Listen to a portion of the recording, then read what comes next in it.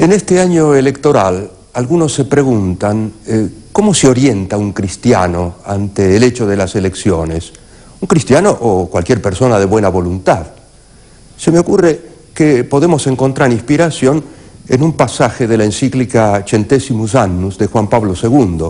Dice así: la Iglesia aprecia el sistema de la democracia en la medida en que asegura la participación de los ciudadanos en las opciones políticas y garantiza a los gobernados la posibilidad de elegir y controlar a sus propios gobernantes, o bien la de sustituirlos oportunamente de manera pacífica. Por esto mismo, no puede favorecer la formación de grupos dirigentes restringidos que, por intereses particulares o por motivos ideológicos, usurpan el poder del Estado. Una auténtica democracia es posible solamente en un Estado de derecho y sobre la base de una recta concepción de la persona humana. Me parece que es importante confrontar con esta orientación segura del magisterio de la Iglesia lo que podemos pensar acerca de cuáles son las fuentes de orientación en un tiempo electoral. Mucha gente vota de acuerdo a una tradición ideológica o partidaria que ha heredado de su familia. Creo que cada vez son menos los ciudadanos que se alimentan de esta manera en su opción electoral, ¿no?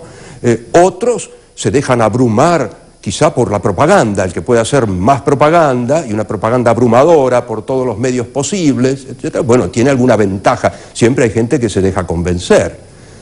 Me parece que la mayoría de la gente lo que piensa es si está un poco mejor o un poco peor. Y finalmente la cuestión se reduce a la situación económica.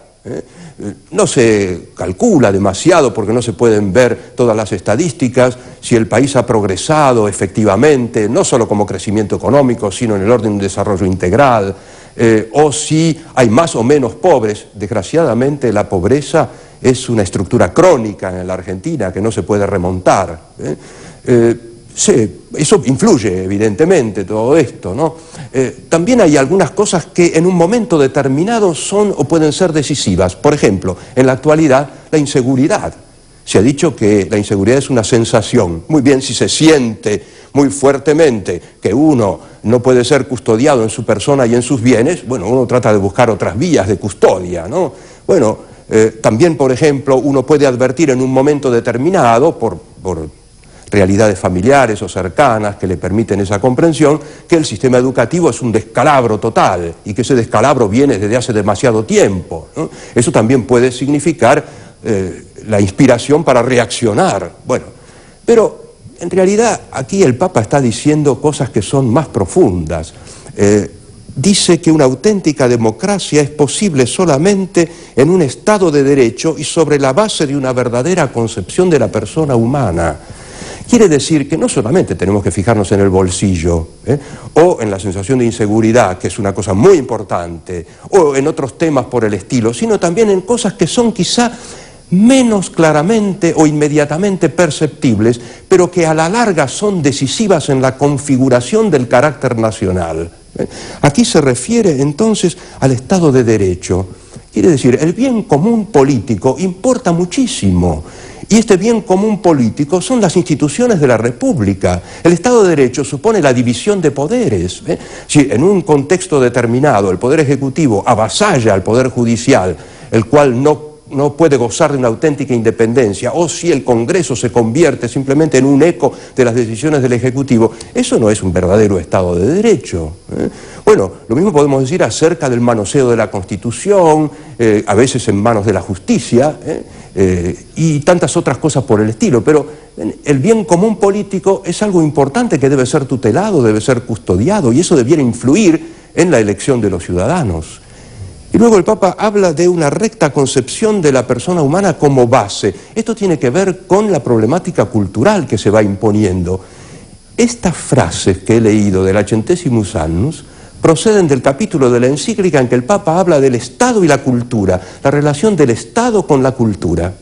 Muchas veces desde esta columna yo he alertado sobre un proceso de transformación casi inadvertida de los paradigmas culturales, del modo de pensar y de sentir de la gente, que es provocado, y que es provocado de un modo transversal por distintos cenáculos o fuerzas políticas, pero que a la larga van cristalizando en leyes.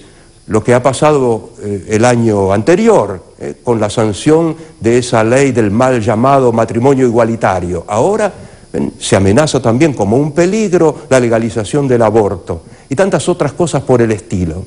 Esta transformación inadvertida, la mayor parte de la sociedad se entera luego que ha ocurrido tal cosa, que no responde a sus convicciones más profundas, es algo que debe preocupar en el momento de emitir el voto. Claro, cualquiera de ustedes me podría arguir, bueno, ¿y cómo nos enteramos de qué piensan los candidatos? En las listas para diputados, tanto para la nación como para las legislaturas provinciales, uno tiene que votar a gente que no conoce. ¿Qué piensa esa gente? Los partidos políticos antes se preocupaban mucho por exponer sus plataformas, me parece que hoy día no tanto, o casi nada. ¿Y cómo se entera uno? Bueno, hay que tratar de enterarse. Yo no les voy a dar la solución, quiero simplemente advertir a modo de orientación a partir del magisterio de la Iglesia, porque me parece que esto es fundamental. No nos fijemos solamente en aquellas sensaciones más inmediatas, vayamos a estas sensaciones espirituales fundantes de las cuales de veras depende el futuro de la sociedad argentina. Hasta la próxima.